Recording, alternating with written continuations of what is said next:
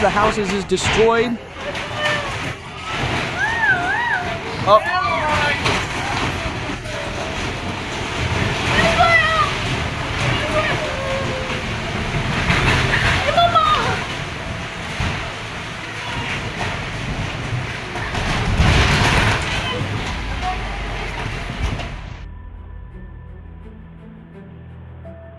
It was 12:28 in the afternoon, lunchtime, an ordinary Friday. Hundreds of workers were eating just below the dam. None of them knew the wall above them was about to fail. In seconds, it collapsed, releasing a wave of mud, nearly 10 million tons of mining waste. There was no siren, no warning, no time to run. The wave swallowed the cafeteria, the offices, the road, the river. 270 people lost their lives that day. Investigators found the dam was built with an outdated method banned soon after, one that made the wall unstable from within. It didn't break by accident. The warning signs were there for years. 5 years on, the mud is gone. But this valley remembers everything.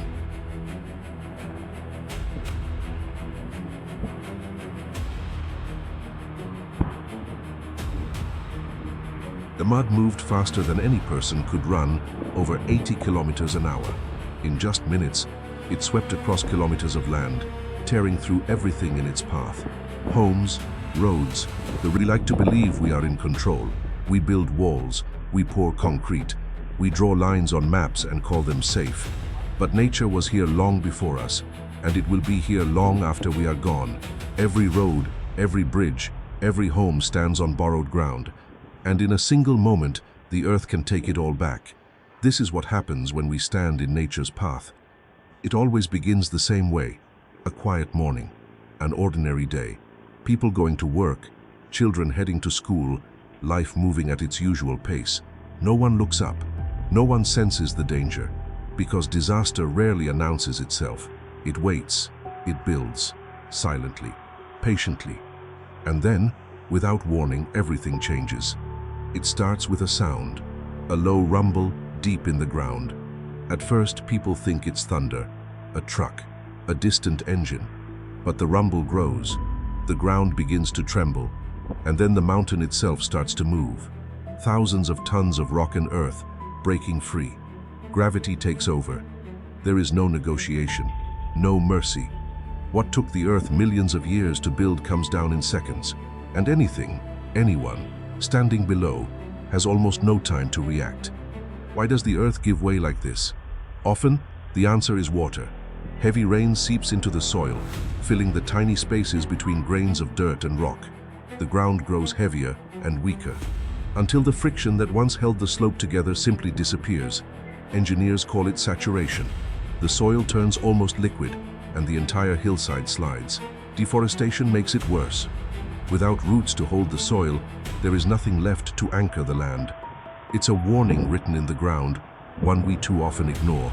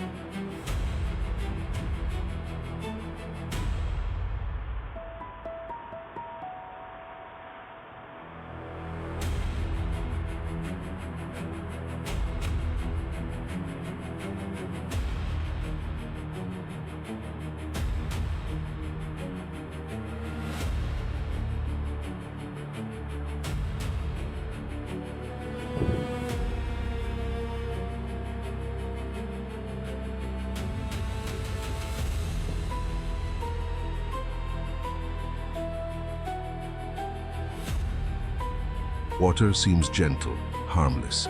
We drink it, we swim in it, we build our cities beside it. But water has no memory of our plans. When the rain refuses to stop, rivers rise. Streets become rivers. And a force we thought we tamed remembers its true power. A flood doesn't crash like a wave. It creeps, it rises, inch by inch, until there is nowhere left to go. Just 30 centimeters of moving water can sweep a car away. And a wall of floodwater can erase an entire town from the map. We built beside the water. The water simply came home. Beneath our feet, the ground is never truly still. Massive plates of rock, larger than continents, grind against each other, locked in a struggle millions of years old. Pressure builds and builds, until, in an instant, it releases. The earth shakes, buildings sway, and in less than a minute, cities that took centuries to build can fall. There is no warning system fast enough. No wall strong enough to stop the ground itself from moving. We can prepare, we can build stronger, but we cannot stop it. When the earth decides to move, we are simply passengers.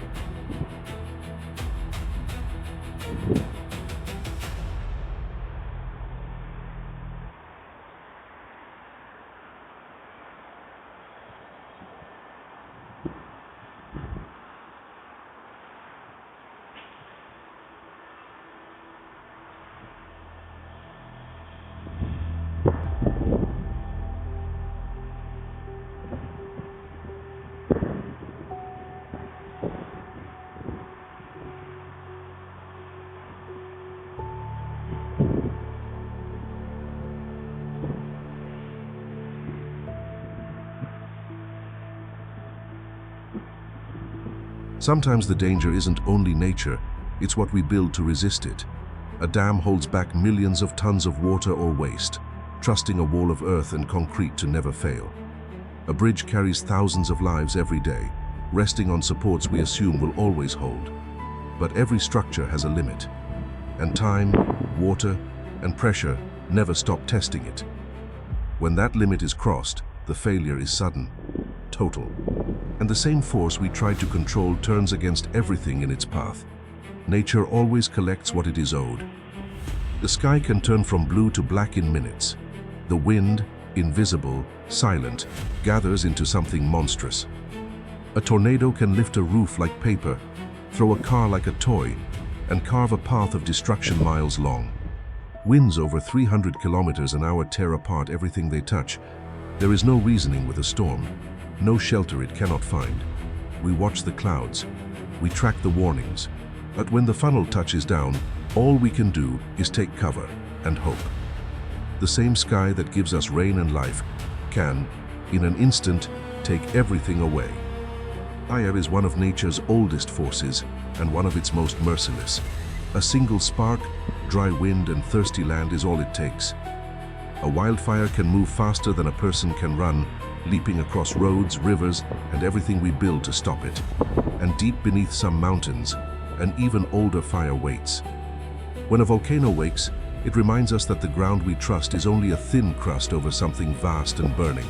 Ash blocks the sun, rock turns to liquid, and the landscape is reshaped forever. We did not light these fires, but if we stand too close, we still burn.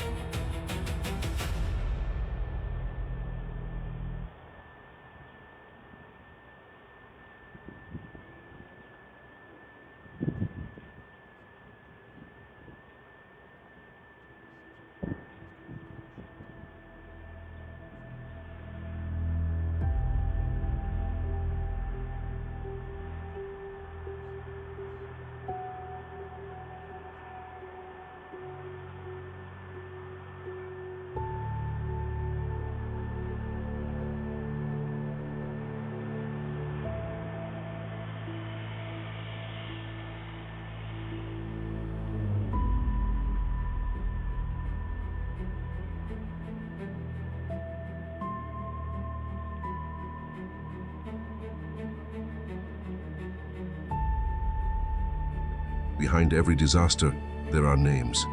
Not statistics, not numbers on a screen. People. Someone who kissed their family goodbye that morning, expecting to return by evening. Someone who had plans, dreams, a life still unfinished. In these moments, we're reminded of how fragile it all is, how quickly everything we love can be taken. And yet, in the ruins, something else always appears. Strangers digging with bare hands. Neighbors carrying neighbors. Hope refusing to die. Nature shows us its power. But people show us their heart. We cannot command the wind. We cannot order the rain to stop or tell the ground to stay still. For all our machines, all our science, all our concrete and steel, we remain small before the forces that shaped this planet. This is not a reason for fear, it is a reason for respect. To build wisely. To listen to the warnings. To never assume that because the ground is quiet today, it will be quiet tomorrow. Because nature doesn't hate us, it doesn't target us. It simply moves and asks nothing of what stands in the way. In a split second, everything can change. A hillside becomes an avalanche. A river becomes a flood. A calm day becomes a memory. We cannot control the natural world. We can only choose how we live within it, with humility, with caution, and with respect. Because in the end, we are guests on this earth, and nature always has the final word. Thank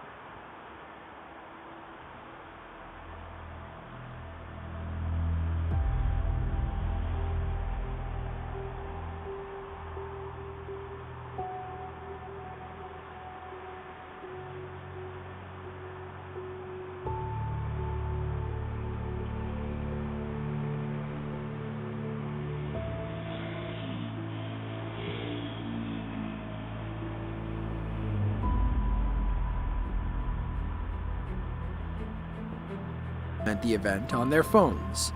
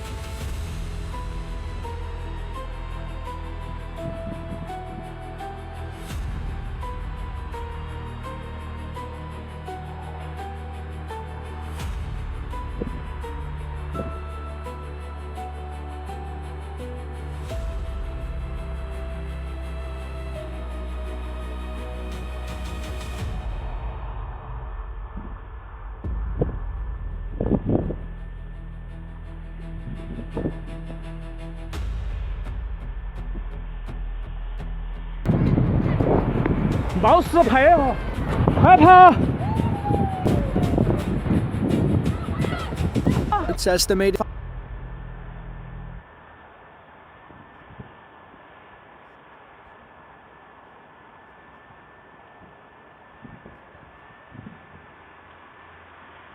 chaos. Search and rescue teams scrambled to respond, but the site's instability